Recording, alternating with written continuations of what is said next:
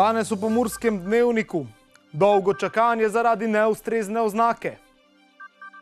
Evropsko unijo varujmo skupaj. Danes objemite nekoga. Vse bolj zadovoljni življenjem. Vreme jutri bo pretežno oblačno.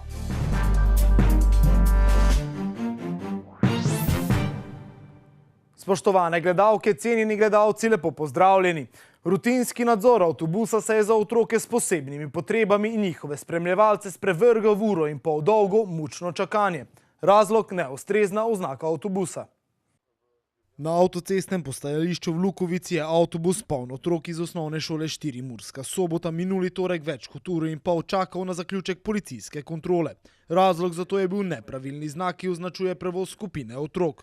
Med potniki so bili tudi otroci s posebnimi potrebami, ki težko sedijo v nekem takem položaju, več časa. Niso pa upali dol z avtobusa, ker niso vedeli, in policist je rekel, da bo takoj končan postopek, ampak se je to kar zavleklo, mislim, da več kot uro pa pol. Na avtobusu so bili tudi spremljevalci, ki so morali hitro ukrepati za dobrobit otrok v posebnih sedežih. Eden takšnih je tudi Nino Škalič s cerebralno paralizo. To čakanje več kot uro pa pol je bilo predvsem za takšne otroke, ki so na vozičkih, zelo naporno, tako da sem ga mogel malo ven vzeti, ga v svojem naročju imeti, da sem ga malo raztegnil, da so se mišice sprostile. Kot pravijo na policiji, rutinski postopki trajajo približno 10 minut, v primerih, ko so ugotovljene nepravilnosti, pa dlje časa. Ta postopek enostavno traja dlje, Sigurno bomo pa tudi mi v nadaljevanju preverili, ali je mogoče pa vendarle mogoče storiti kaj še, da bi tak postopek se izvedel tudi hitreje.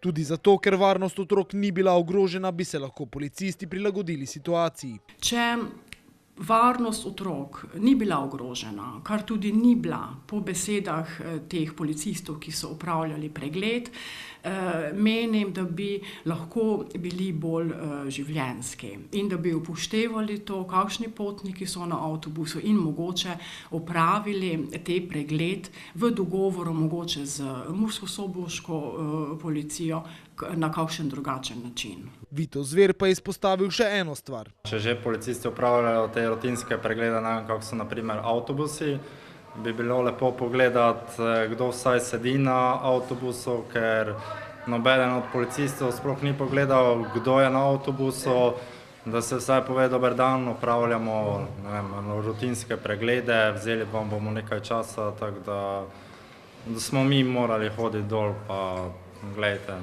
na avtobusu imamo otroke s posebnimi potrebami, že smo dolgo na vožnji, lačni, utrujeni. Vedno znova pa se vračamo k birokraciji. Meni se zdi, da je vse preveč v tej naši državi zbirokratizirano, da je velikokrat naletim na razne situacije, dogodke, ko neživljenjsko reagiramo in smo preveč podvrženi nekim pravilom, rutinam in nam nekako za neko humanost dostikrat ni mar. Upamo lahko le, da bo te humanosti tudi zaradi omenjenega primera v prihodnje vendarle nekoliko več.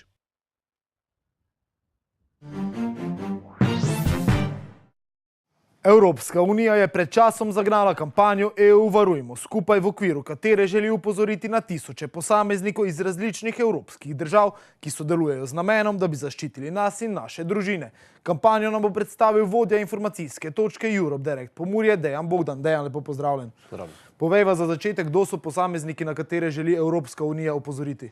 To so posamezniki, ki se s kolegi roko v roki borijo proti organiziranemu kriminalu, trgovini z ljudmi, se soočajo z naravnimi katastrofami, kot so požari, se borijo tudi proti revščini, spopadajo s pojavom radikalizma, skrbijo za naše okolje in še bi lahko našteval.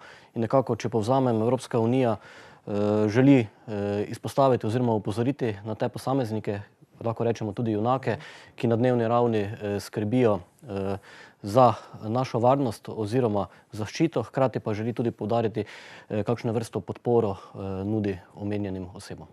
Vstopno točko nekako predstavlja spletna stran, kakšne podatke lahko najdemo na njej, kakšne informacije? Ja, v bistvu upozoril bi gledalke in gledalce, da lahko na spletni strani najdejo 40 resničnih primerov oziroma 40 resničnih zgodb s področja varnosti, zdravja, okolja, družbe oziroma skupnosti, kjer so posamezniki, ki smo jih prej omenili, še posebej pustili pečat. Hkrati lahko za področje, ki sem jih omenil, teh 4 področji, najdejo tudi politike, kako Evropska unija vpliva na omenjene politike, oziroma kaj dela na teh področjih. Še posebej pa bi vse povabil, da si ogledajo filme, ki res zelo nazorno in prepričljivo prikazujejo zgodbe, ki jih kampanja naslavlja. Omenil si junake, ti prihajajo iz različnih članic Evropske unije. Je kakšen izmed njih tudi iz Slovenije? Ja, in ne samo eden, kar 4 so, in sicer nekako delujejo na področju kibernetske varnosti, bomo rekli zaščite tudi oziroma ohranjanja živalskih vrst, zaščite in reševanja in pa tudi varovanja okolja oziroma ekosistemu. Bi pa povabil gledalke in gledalce, da več o teh posameznikih prebrskajo na spletni strani EU Varujmo skupaj oziroma EU Protect Together in tam bodo lahko našli več informacij o teh 4 posameznikov, ki prihajajo iz Slovenije in pa posameznikov, ki prihajajo iz drugih držav članic Evropske unije. Dejan, hvala za ta pojasnila. Hvala za vabilo. Ste danes že koga objeli? Če ne, potem to storite. Danes je namreč svetovni dan objemov. Znanstveniki pravijo, da objem blagodejno vpliva na zdravje. Danes je svetovni dan objemov. Ne le, da nam objemanje lahko polepša dan, tudi zdravje, saj krepi imunski sistem, zdravi depresijo, zmanjšuje stres in skrbi za zdrav spanec.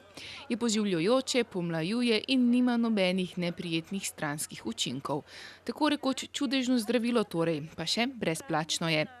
Svetovni dan objemov obeležujemo vse od leta 1986, ko so praznik prvič razglasili v ZDA. Zamisel se je takrat utrnila duhovniku Kevinu Zaborneju, ki je želel med ljudmi spodbuditi izkazovanje naklonjenosti. Zamisel pa se je seveda prijela tudi drugod po svetu. Izbira 21. januar sicer ni naključje, načrtno je bil izbran prav ta datum, kajti ljudje so med Božičem in Valentinovim nekoliko slabše volje. Gospodinjstva s svojimi dohodki vedno lažje shajajo, kažejo podatki Statističnega urada Republike Slovenije. Eden od razlogov je, da si lažje privoščijo letne počitnice. Statistični urad Republike Slovenije je predstavil začasne podatke anketne raziskave iz prve polovice minulega leta, ki kažejo, da so gospodinjstva v Sloveniji s svojimi dohodki v minulem letu lažje shajala kot leto prej. Približno enak delež gospodinjstev bi si lahko privoščil enotedenske letne počitnice, več bi jih lahko poravnalo nepričakovane izdatke. Materialno prikrajšanih je bilo manj ljudi, več pa zadovoljnih s svojim življenjem. Odstotek gospodinjstev, ki so v 2018 s svojimi dohodki preživela mesec brez težav, se je glede na 2017 povečal za 2%. Statistika tako kaže, da je takšnih 17% slovenskih gospodinjstev. Prav tako za 2 odstotni točki pa se je zmanjšal delež tistih gospodinjstev, ki so s svojimi dohodki shajala s težavami. Teh je 24%. Lažje smo si privoščili počitnice, plačljive prostočasne aktivnosti, ki se jih je v minulem letu redno udeleževala več kot polovice vprašanih. Več je bilo tudi tistih, ki so se družili s sorodniki ali prijatelji ob pijači ali na kosilu oziroma večerji vsaj enkrat na mesec. Nova oblačila pa si je lahko privoščilo kar 94% vprašanih. Leta 2018 je v materialno prikrajšanih gospodinjstvih živelo približno 74.000 oseb. Leto prej pa je bilo teh za skoraj odstotek več. Gospodinjstva, v katerih so živele te osebe, so bila zaradi omejenih finančnih virov prikrajšana za vsaj 4 od 9 elementov, na podlagi katerih se izračuna stopnja materialne prikrajšanosti. Med temi so ogrevanje, stroški povezani z bivališčem, redni obroki, pralni stroj, osebni avtomobil in tudi barvni televizor. Na Sobota Info poročajo o zastrupitvi psov na območju Gornje Radgone. Več o tem na sobotainfo.com, mi pa si poglejmo še kratke novice.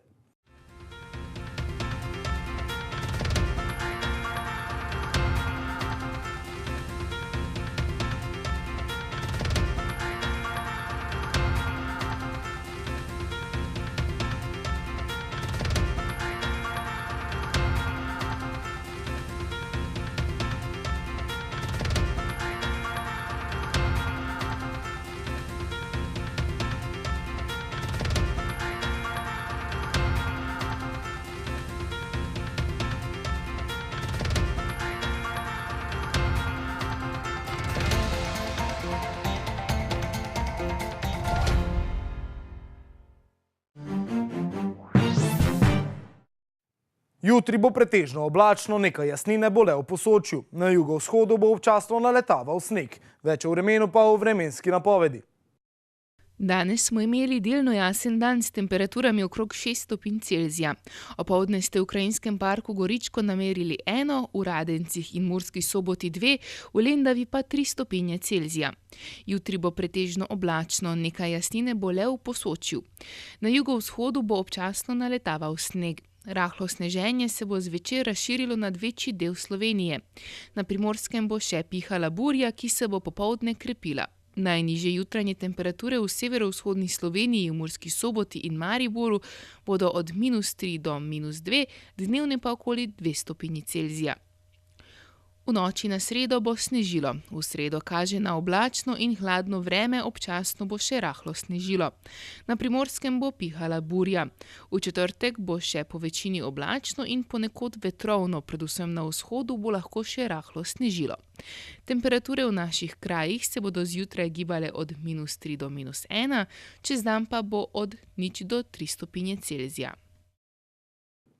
Toliko smo vam pripravili v današnjem Pomurskem dnevniku. Za več informacij obiščite našo spletno stran. Bodite v naši družbi in nasvidenje do prihodnjič.